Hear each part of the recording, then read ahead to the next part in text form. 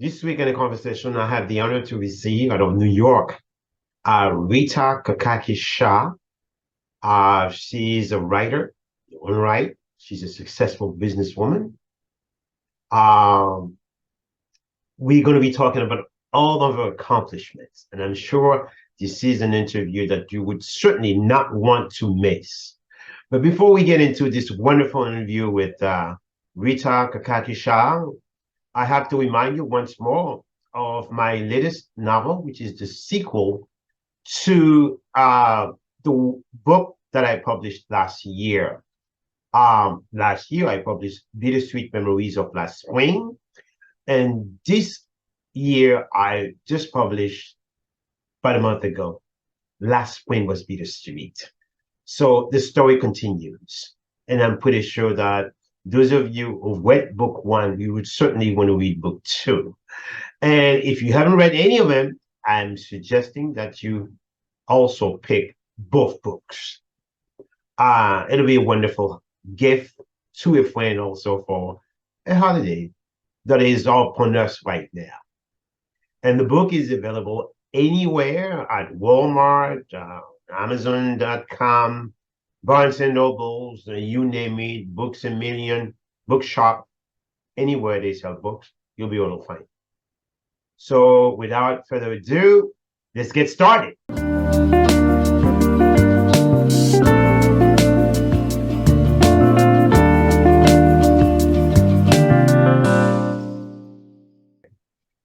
Again, my name is Ardain Isma, and I'm here this morning with such an impressive professional.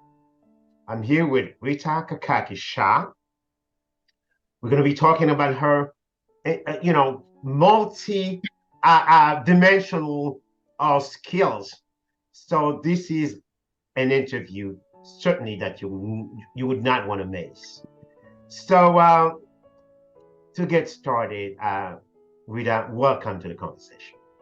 Thank you so much. It's really such a pleasure and an honor to be here and have this conversation with you. I'm really looking forward to it. Okay. Something I always do every time I have a guest in a conversation, I always have to ask the guest to introduce himself or herself. Could you please tell us a little bit of who is Rita Kakati-Shah? Sure. I'll try and keep it a little bit brief if I can. So I'm Rita, I have Assamese heritage. So my parents are from the northeast of India, Assam. They settled in the UK, where I was born and bred many years ago now. Dad went over in '69. Mum went over in the '70s afterwards. And my brother and I, we were brought up in the UK in London.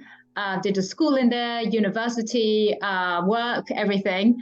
So I went to university in London, King's College London, started my career after that in investment banking. So I was actually on the trading floor in finance of Goldman Sachs International's London headquarters.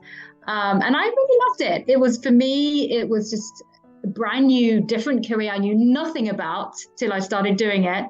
And I did that for about 10 years, and then transitioned into the healthcare industry. I was in business development, looking after global business development in clinical trials and drug development. And that happened, I have to tell you the story, almost by accident.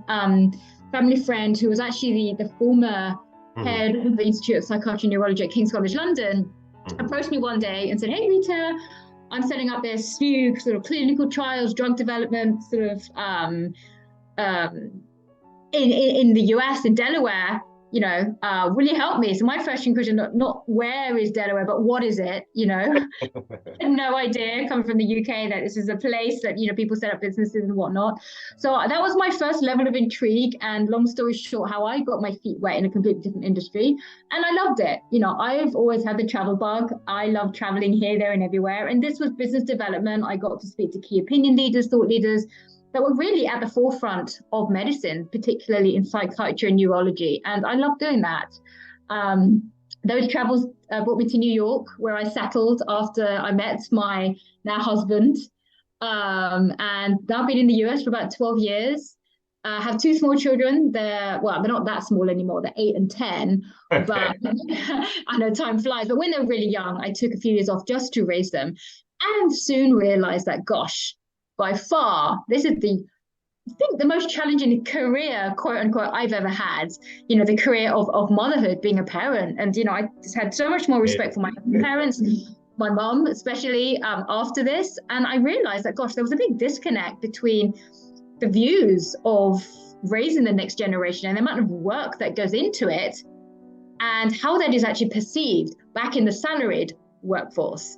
And that's really why I started my company Uma, which is now just turned 7 years old, and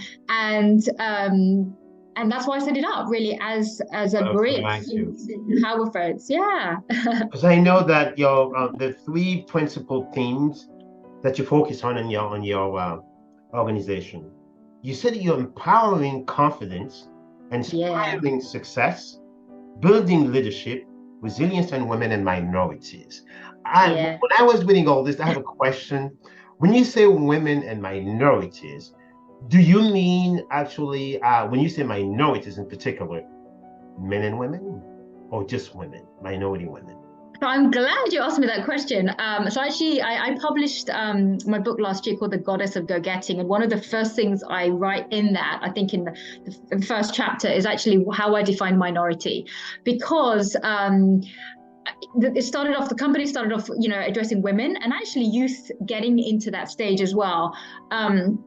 Of that next phase of their life, because it's very much of the similar kind of messaging that goes behind that. It's confidence, it's communication. How do you position yourself in the work ahead? Right. And when I talk about minority, I mean anybody who's in the lesser of that situation. I got you. So it could be traditional minority, where it could be ethnic, it could be environmental, it could be cultural background, it could be gender, it could be how you identify, or it could be, you could be a white male and you are going to a religious function and it's very orthodox and you had no idea and you're dressed inappropriately. Or you go into a barbecue and you're the only vegetarian in the room. Everybody has had some moment like that in their life, so they can relate. So it's meant to be talking and appreciating that everybody's in that situation. It's these same sort of concepts that build us and bind us all together. And that's what we talk about at Uma and in the book I write as well. Could you please tell us, educators, for viewers out there who might be interested in your organization, could you please tell us exactly, specifically, the type of service that you really offer?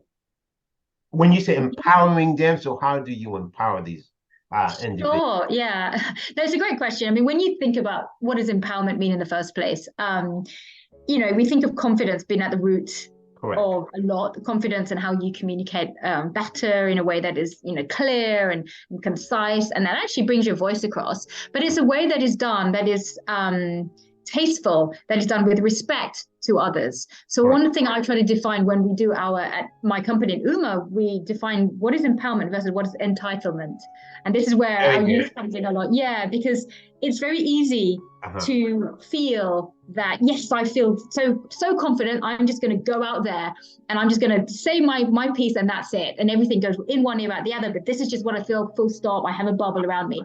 Versus, okay, I'm going to take the time to listen, watch, observe what is happening in my surroundings, read the room a bit, and then put my best step forward. And it's going to be so good. It's going to come from a place of understanding, empathy, rationale that nobody can even argue with what I have there. So you're giving your best foot forward. So it's really about having that self-belief, understanding who you are as an individual, what gets you going, what doesn't get you going, but having that sense of understanding, that self-belief and that recognition of who you are and others around you, of your why, if that makes sense. So the empowerment comes from a lot more of a deeper place than what is just a superficial, looks like, the eye of the beholder. It's a lot more a journey into yourself, what gets you going, your value system, something that you may or may not have had from a very young age onward. So it's really a deeper resonance. So really, to answer your question of the services that we offer, there's a big coaching and mentoring element there.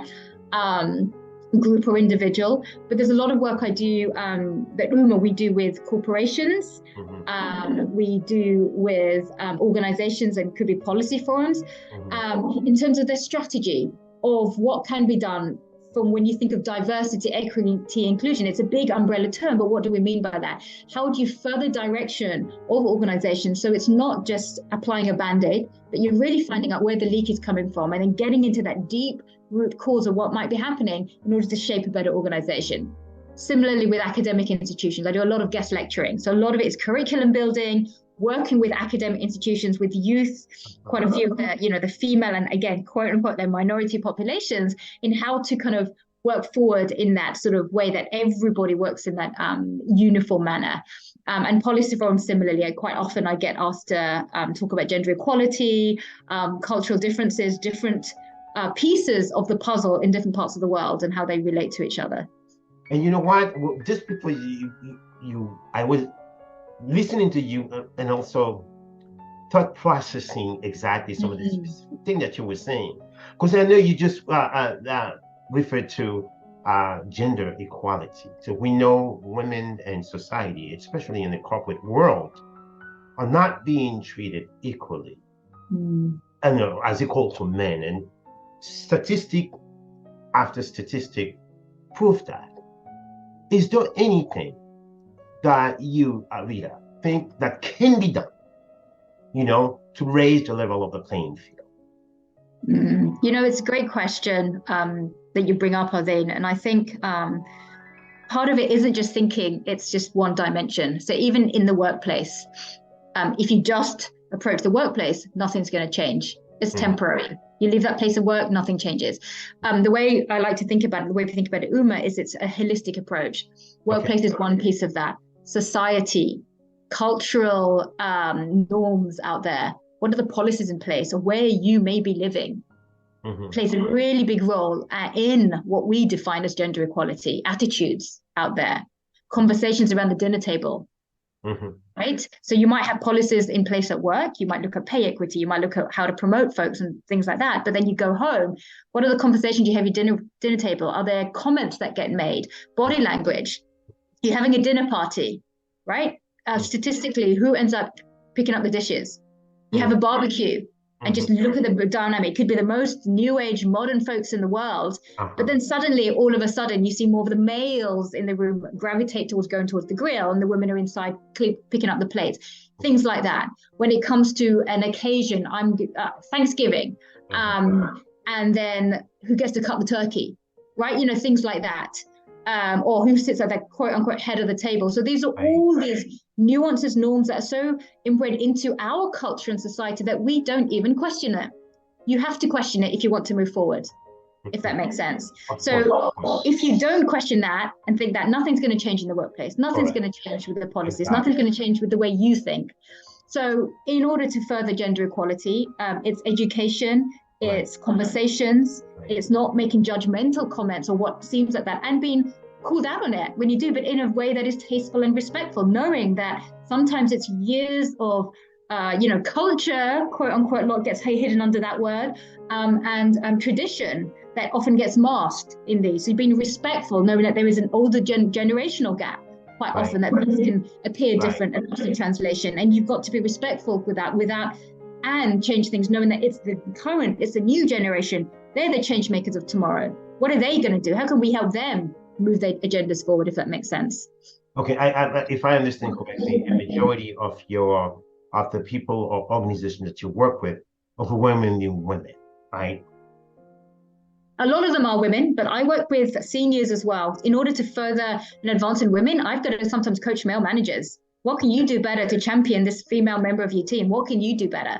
So it is, in order to empower women, you have to empower society, everybody. All right. Are you, because I know there's a big feminist movement out there, are you part of it? Are you a feminist? Or if you're not, was there some sort of an element of feminism also as part of the inspiration that prompted you to found UMA? So it's funny you said that because just a couple of days ago, we have the UN in town right now, New York City. I was there a couple of days ago speaking on this very issue about modern day feminism. Feminism, like, what does it stand for? What do we do? Okay. One of the messages, and it was like a 3 hour long process, but I'm going to try to condense what I said in a minute or so. So when we think of feminism, and we think of people talking about patriarchy, right? Where it's traditionally, if you just quickly, sum it together, it's more of a male dominated, male make the rules society. Right. Versus, and my background, come from India, which is known to be a patriarchal society. However, my family come from Assam, the northeast of India. Now, the northeast Assam is one of the 8 states that we actually are matriarchal. Okay. Oh, wow. Right. Yeah, but it's not the majority. We are the minority, right? Right. It's very different. If somebody, wants to come and marry you, there's no dowry. The word doesn't exist. What can you do to show that you're worthy to our family to take our daughter, to have her as part of your family? What can you do for us? It's a very much of a partnership.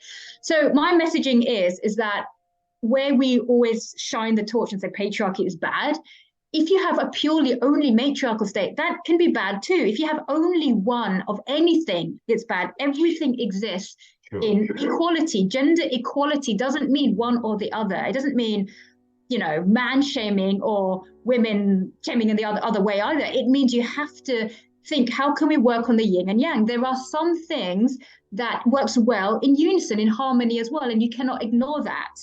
Sometimes now I find we're in a big fight to almost prove ourselves right because we think our voices have been shut down, but it's done in a way that necessarily isn't progressing things, that unfortunately it's making that phrase, 1 step forward, 2 steps back. Unfortunately, that can happen as well if you don't work in harmony and together. You have to think, what is the goal? What is the greater outcome? Right? And you have to work from that. And unfortunately, that doesn't always happen in this day and age. My other question is that, Rita, because I know you also work for Fortune 500 companies. Was that your experience working at Goldman Sachs really, did that help a lot and in the type of work that you do with the Fortune 500 companies? Yeah, great question. I think the reason I do what I do is because of everything I've experienced in my life. Everything that I've experienced, done, worked, seen has in some way shaped who I am. So, I was on the trading floor. I was one of very few women on the trading floor. Certainly, one of the very few people of color on there as well. But for me, I think I'd always been a connector. I've always been a people person. Right. Before I started on the trading floor, we all went through training together where it was very evenly split, women and men, boys and girls, but when you get to your teams after that, then I thought, okay, what happened to all the other women? I know they were here on the firm. So my whole thing about getting involved in these sort of, women's network or diversity initiatives is thinking, I want to connect people together. Let's do things together, and just asking the right questions and just being that connector. So I think that's really how I got into this, by asking questions and thinking, well, what if that can be done? Why can't we? Why are we part of that conversation? And what is stopping some of these things from progressing forward? Right. And quite often it's fear that stops people, but it doesn't come across as fear. It comes across as being, you use words like sexism or racism, but actually it's fear sometimes if you get into the nitty gritty. So a lot of the work we do at UMA is actually, like I mentioned earlier, getting down to what is the root cause of what's causing it, and what level of education can go into that. What is deep-rooted understanding versus just cluelessness that we can get involved in to help re-educate the situation, so that everyone can work in harmony and ask the right questions and be invited to be part of different forums and groups and affinity days and festivals and food celebrations to understand what else is going on out there. Okay. So let me ask you something. With all the wonderful works that you do, also comes with recognition. Because I know, Rita, you have been recognized, at the highest level of society. You've received prestigious award. Can you please tell us a little bit about that? How was your reaction? Yeah, I mean, thank you. I mean, I think, it's always nice to be recognized for your work, but, and sometimes you do the work because you want to change society. you want things to be better. And there is honestly no better recognition than when you see the other side, like, you know, somebody have a spring in the step because of confidence. They've made a different decision because of something that your team has done, or Right. you've worked through them. And that honestly is the biggest recognition. Mm-hmm. And then, you know, quite often when you do humanitarian work and that, you don't think it's going to get recognized. Quite often these are things that historically fall under the radar. So when, you know, you hear about things or folks are recognizing you, it's nice. It shows that people are out there, but it's not just about, oh yes, I feel good about myself. It's like, okay, now what? Great, you know about this. How can now this be publicized to show people what we are working on? What is the underlying issue? Is it mentoring youth? Is it girls? Is it for furthering the voices of folks? Use it for that. And that's what I like to do. So when I get recognized, my team gets recognized, fantastic. But it's only fantastic because of what that can help us do in terms of spreading the word forward, if that makes sense. You know what? You're so intelligent. I expected you to reply just like that. No. But also, there's a human spirit, doesn't tell him we're all human. When you find yourself at the receiving end of a prestigious recognition as a person, as a human being, I know you feel humble by that, right? And I'm pretty sure that your husband also was overly excited when you get recognized at this highest level. Yeah, and I mean, it's specific nice, yeah. question. So, what, did you have a glass of wine? Did you go out to a restaurant and celebrate? Yeah, no, so I think I'll say, you know, my kids as well, because I try to involve them in my work. They come on the odd work trip with me as well. So yeah, it's a celebration, but we, you know, it's nice to obviously get recognized. But for us, we, you know, as a family, we celebrate, we talk about this, but we talk about the underlying work that led to this, if that makes sense. Mm-hmm. It's not just anyone can randomly just get called for this, you know. It's what led to this. How are people's lives changing? How can we keep changing people's lives? What can they do? They're so excited to say, okay, mummy, dad, mummy, how can we help and do this? And I said, great, let's, you know, just talk about some things, ask people the right questions at their age. They're, you know, 8 and 10 now. It's about how they can ask questions and how they can you know, help other people. If somebody's looking like they're upset or sad, just ask them, what can I do? Is there anything I can do to help you? That's how humanitarian starts. It's always by thinking about what can you do for others, not what's happening to you, but what can you do for others, if that makes sense. So it's just, I know that your work also is not just national, it's also international. Because if your work goes global, do you do that through international agencies like the UN, for example, or you simply focus what you call the global south or the global north? Could you please tell us a little bit about that? Yeah, no, I love it. And there's so many different phrases to describe the world that we're in these days. So yeah, I mean, I do work with different chapters of the UN and get that called in and whatnot. But I think it goes beyond that. I think I've lived and worked in different countries around the world. Right. I see myself, you know, as being from a lot of different places. You know, my heritage is Assamese, right? So I have Indian background, but I'm British and I'm American as well. But I've lived in Brazil. I've lived in Guatemala. I've lived in different parts of India. So wow. I've lived and worked in so many different places, and I get immersed when I'm in there. I love music. I love dance. That's one of my hobbies, you know. So, and the way to get immersed is really enjoying soaking the food and the flavors. And so in some ways, I can't define myself all of a sudden as having heritage from one place or just being British or, you know, American. Now I'm a global citizen. And I think in this day and age, as we go to the next generations, they see themselves, we see ourselves as being global citizens a lot more. So I think transcending and going over definitions of even like the global north, global south, or the Western world, the Eastern world, having that understanding that you are a human, we all ultimately have the same things that drive us, right? We all want to make our world a better place for us in the future. What can we do? Our part for that is what drives us. So this work I do, yes, I call it global, but in a way it can't not be global, because that's not reflective of who I am or the world I live in. Even if you were to just think, okay, fine. I mean, we were, you know, headquartered in New York. And when we first started, it was just New York based. But New Yorkers are who? New Yorkers are folks that are transplants from all over the world. It's an international city. Exactly. So you can't all of a sudden now only think about just what things are like in New York. What does that even mean? Everybody comes and brings a different culture, a different language, a different accent with them, different background. different environment and experience with them. So all of a sudden now you are global. So I think everything in itself is entwined. When I give my talks, when I'm even thinking of just one office in the middle of the US, or if I travel to Florida, wherever, I think question yourself not to just think about that. Think about where are people coming from? What are they bringing with them? That, is influencing who they are and influences the work that I do. I have a practical question for you. Let's say, for example, an organization in Northeast Florida, where I live right now, would like to contact you. So how would they go about doing that? I know you have an office, headquarters in New York.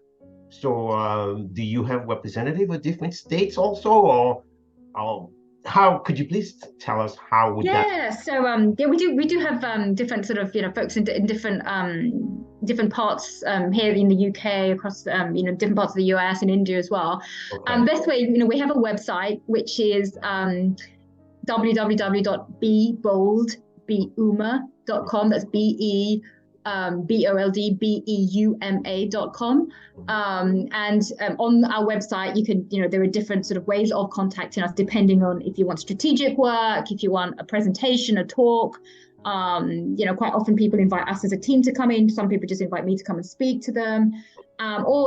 If folks want some sort of mentoring or coaching done as well, that's we have a different team that handles that as well. I like to get involved in a lot of that, so you quite often see me when I travel and get involved in these calls. But that's probably the best starting place to get going. And we have presence on social media as well, whether it's Twitter or X, Instagram, Facebook, LinkedIn as well.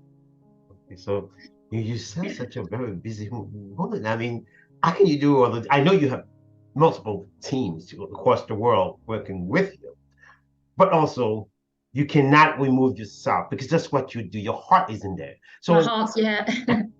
I can see it. So how do you keep up a schedule, for example? I'm going to answer my question with your question. It's the schedule. That is the answer. If I don't have that, oh my gosh, I don't know.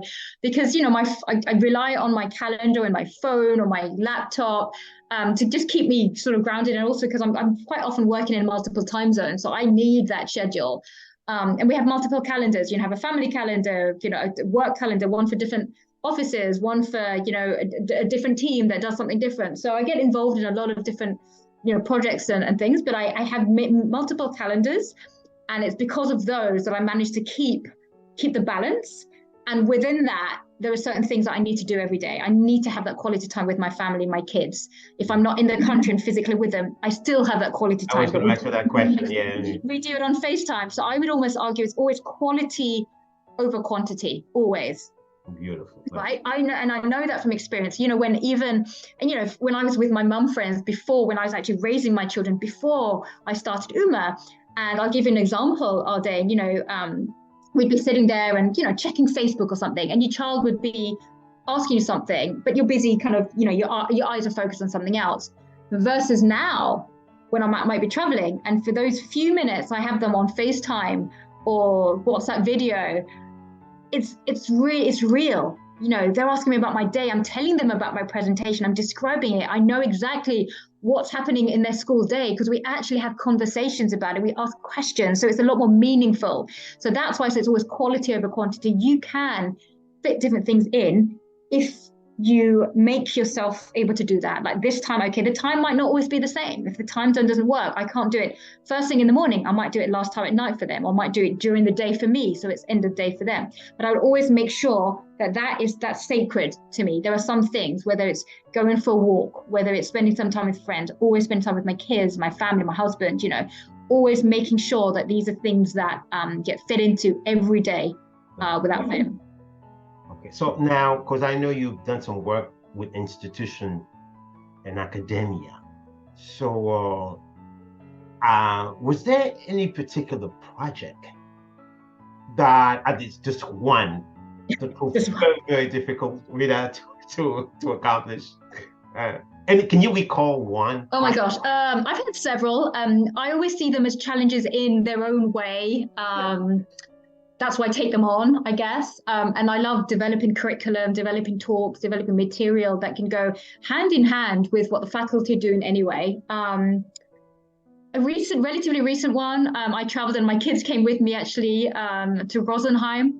So we flew into Munich, Germany. Okay. And it was a really close professor, now a friend I call her. We knew each other from Marshall School of Business, USC, and she was asking me to help develop program curricula for diversity and inclusion, to educate her class who are based in Rosenheim, and some of them, when they leave, they may go to Munich, but that's it.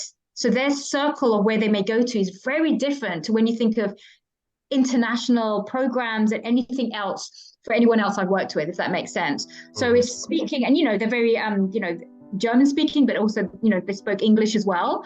So it was very much in determining that, to say that let's not let language be a barrier. Let's think of what is it they're trying to do or not trying to do. How do we increase aspirations and what's out there in the world, in a world that they're okay with their worlds being this little bubble here, if that makes sense. But how do we kind of increase their sort of horizon and that? So I think we managed to, fingers crossed, do that. It's still an ongoing project, but it's all about sort of just showing about what is going on, speaking about life experiences, to say that, unless you speak and make these personal storytelling experiences, it doesn't make sense. It's someone talking at you rather than having a conversation with you.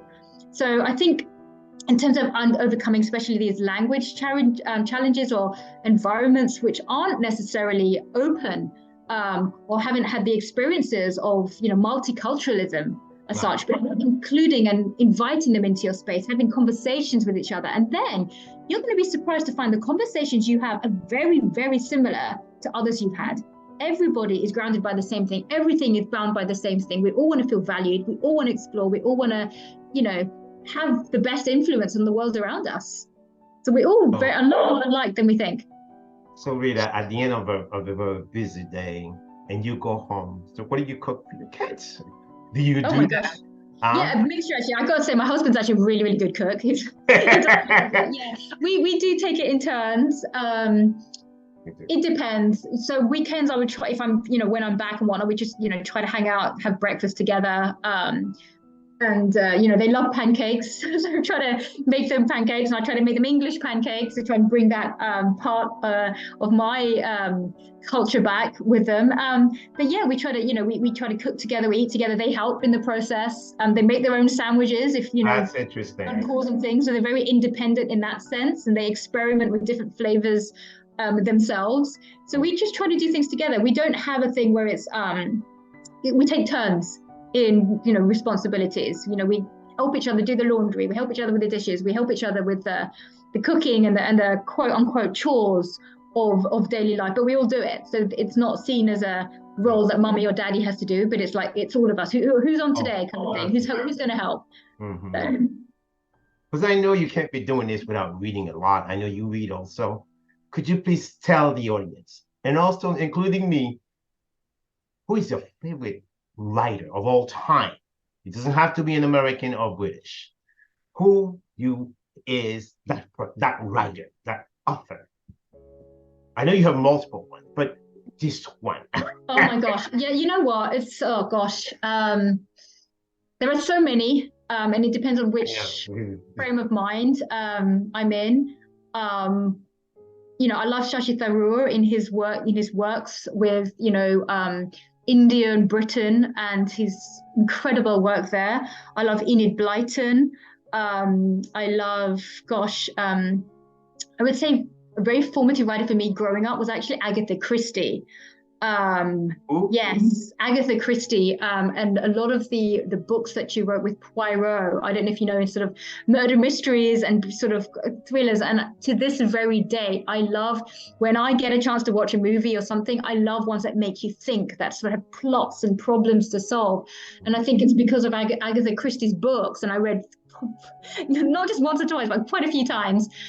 And just the way of the thought process, and not just jumping to conclusions, but it's usually something you never thought about in the first place. That also, I think, has been part of my formative way of thinking, actually, without realizing it.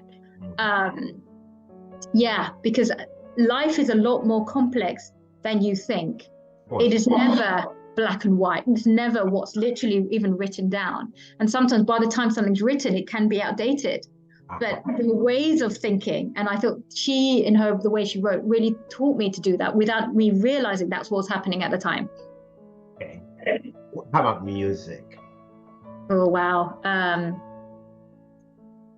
I mean, now she's passed away, but Lata Mangeshkar, known as being a nightingale of Indian music and world music. Oh my gosh, like her voice.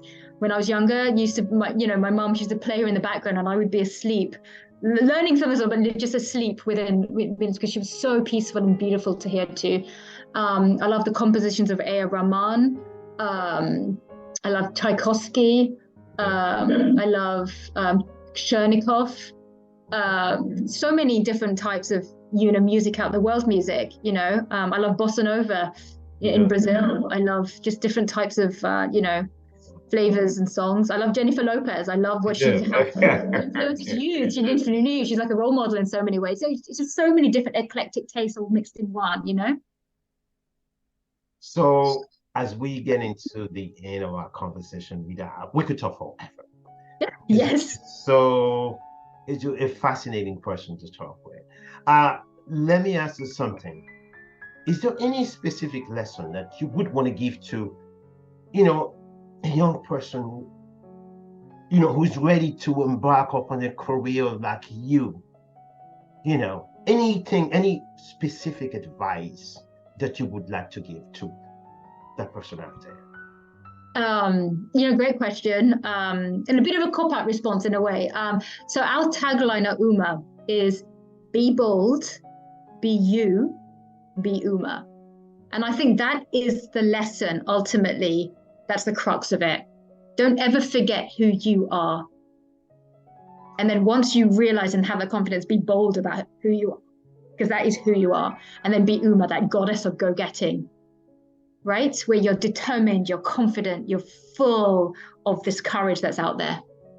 That's right. That's what I said. I really wanted to talk to you forever because of the time constraint. So with that, I'm just going to say it's been more than a pleasure to have this opportunity to speak with such a wonderful individual, such a wonderful down-to-earth professional, yet highly recognized for the work that she does in the conversation. Thank you so much for having me. It's been such a pleasure.